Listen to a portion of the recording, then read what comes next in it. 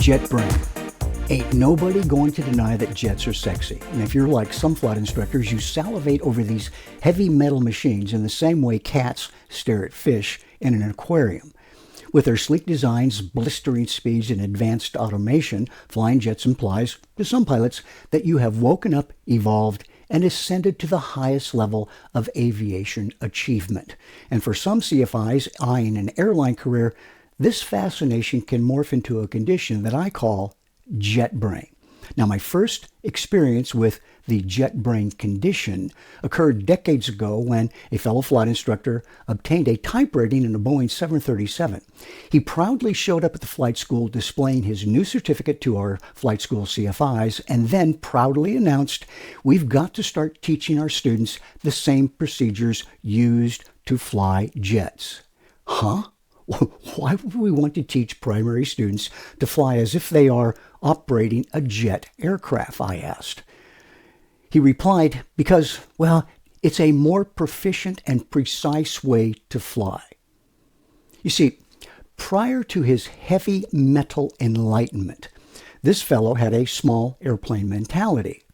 After it, his cranial lobes revealed that they had been reformatted to the jet brain operating system. For this fellow, whom we will call Jetman, every maneuver had a procedure to follow, a checklist to honor, and an ATP-like performance standard to meet.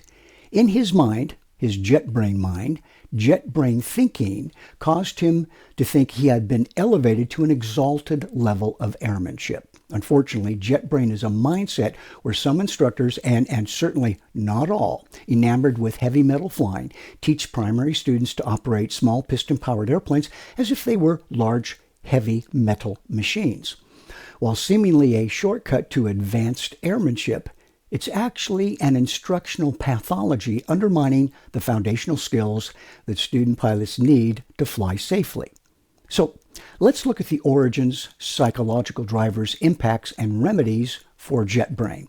And along the way, we'll emphasize why small airplane flying techniques are critical for safe and effective flight training. Now, jet brain emerges when some flight instructors, often newly certified jet pilots or CFIs moonlighting as jet co-pilots, prioritize jet airplane procedures over the fundamentals of flying small airplanes. And these instructors, many of whom have airline ambitions, view jet piloting as the ultimate expression of airmanship. It's a perception that dominates their teaching strategy, leading them to abandon the basic principles governing small piston-powered airplanes in favor of, well, jet-style procedures. And this is why some instructors teaching in a 172 use phrases such as V1, rotate, or let's bring out that post-takeoff checklist, or even gear up, which of course is a bit nutty in a Cessna 172. It's not, however, nutty to some flight instructors. More than a few of them require their students to play pretend by mimicking raising the landing gear in a fixed gear airplane. The reason? Supposedly, it prepares them to fly larger airplanes one day, even if the student is a 75-year-old woman with a wooden leg and an eye patch. Personally, I wonder why these same instructors don't ask ground control for a pushback prior to taxiing their Cessna 150. What are the origins of jet brain, or the jet brain condition? For some instructors, teaching in a small airplane might feel like a temporary but frustrating detour, sort of a distraction from their ultimate goal of flying jets.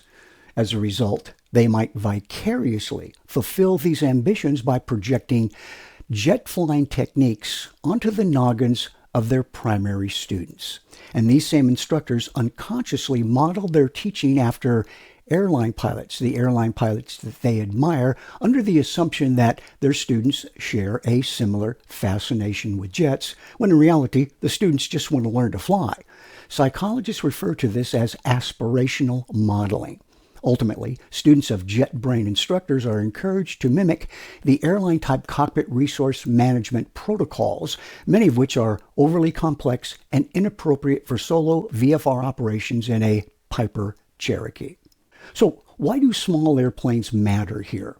Well, the fact is that there's almost nothing about flying larger airplanes that applies to flying smaller ones, while nearly everything about flying small airplanes pertains to flying larger ones.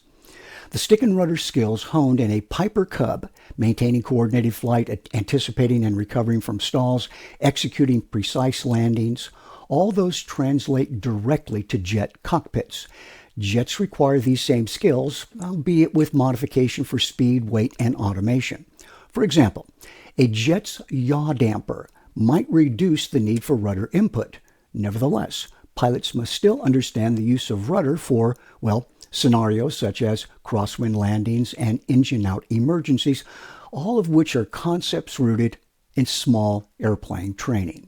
Conversely, jet-specific techniques rarely apply to small airplanes. Jets operate in a highly structured environment, following instrument landing system profiles and relying heavily on automation for efficiency and safety. Almost all airline-type jet operations are conducted on an IFR flight plan where workloads are shared between pilot and co-pilot. Small airplanes, especially during primary training, operate under visual flight rules where pilots manage every single aspect of flight alone. Teaching students to fly a Cessna like a jet ignores these realities, creating habits that are inefficient at best and hazardous at worst. For instance, one of the most glaring manifestations of jet brain is in the traffic pattern. Small single-engine airplanes are safest when flown within the power-off gliding distance of the runway, traffic permitting, of course. And this ensures a higher probability of gliding to a safe landing in the event of an engine failure. Here's an example of exactly what happens in this situation. In this flight-aware graphic, a Cessna 172 containing a student and instructor are doing touch and goes on the left or short runway at John Wayne Airport. The dashed line shows the point abeam the runway, and that's 20 left, where base leg should begin, assuming no traffic in the traffic pattern, of course. Well, there was no traffic at the airport at this time, and it's clear that the instructor has the student extending the downwind leg almost 3 miles beyond the abeam point before turning base leg. Making matters worse, the student is operating below the traffic pattern altitude and below the wingtip vortices from jet airplanes approaching on the right or parallel runway. Simply stated, there aren't enough beads in a rosary to make this a safe practice. But this is how jet brain pilots train their students. Jets, however, follow entirely different traffic patterns. Their stability, multiple engines, and higher speeds allow for longer and wider patterns with shallower ILS profile type approaches, often extending many miles from the runway. Jet brain instructors may teach students to mimic these extended patterns, flying wide, low circuits, and that essentially take them far away from the runway. Safety margins are reduced, along with a diminished understanding of the airplane's power-off glide potential. And ignorance of that power-off glide potential could be catastrophic to a student pilot in a small airplane, of course, if the engine quits. Autopilot emphasis is another example where instructors afflicted with the jet brain malady abandon stick and rudder competency for, button, bug, and knob automation skills employed by airline pilots. It's true that private pilot applicants might be asked to demonstrate autopilot usage when that equipment is available in the airplane during a check ride. However, autopilot skills shouldn't be a substitute for yoke and pedal proficiency. Now, I've seen newly rated private pilots use an airplane's autopilot, some of which are quite sophisticated, by the way, immediately after takeoff and all the way into the destination traffic pattern, without once touching the flight controls. And this comports with the engage early, disengage late airline autopilot philosophy. Jet brain instructors are often more than willing to foist a similar strategy on primary students. The FAA ultimately bears a fair share of the responsibility for the jet brain malady affecting some of today's flight instructors. And by the way, I say some, but certainly not all instructors here. For instance, there was a time when we expressed the principle of attitude flying as attitude plus power equals performance. Today, thanks to a misguided rewrite of the FAA's Airplane Flying Handbook, this statement devolved into jet brain language and now reads, believe it or not, pitch plus power equals energy state. Now, some instructors just go gaga over this aeronautically neutered maxim for one reason. It uses the word energy state.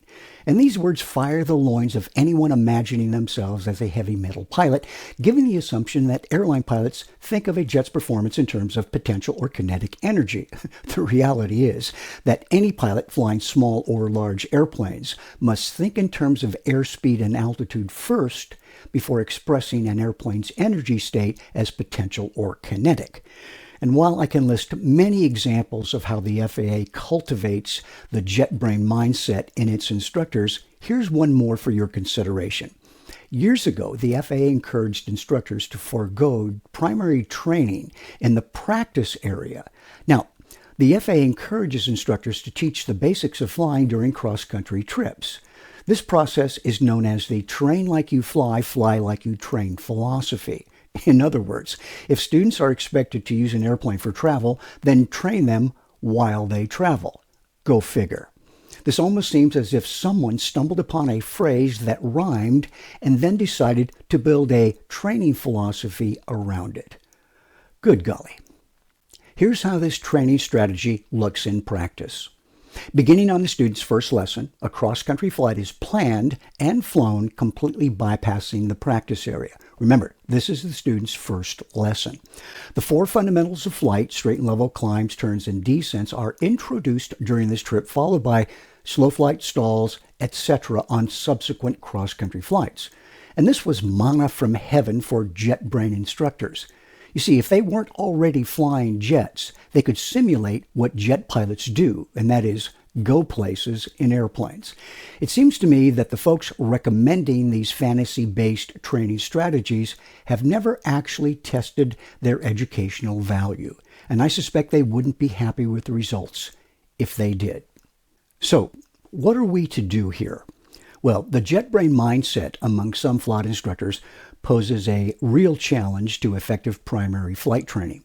And these instructors, captivated by the allure of jet aircraft, often apply sophisticated airline procedures to students learning in small piston-powered airplanes.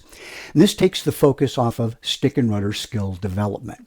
By emphasizing jet-style practices like extended traffic patterns, heavy reliance on automation, and over-reliance on checklists, instructors may foster unsafe habits and weaken the student's grasp of core flying principles. Addressing this issue at the primary level of flight training requires a renewed emphasis on small airplane flying skills. And this is most likely to happen at the flight school level and not with FAA management.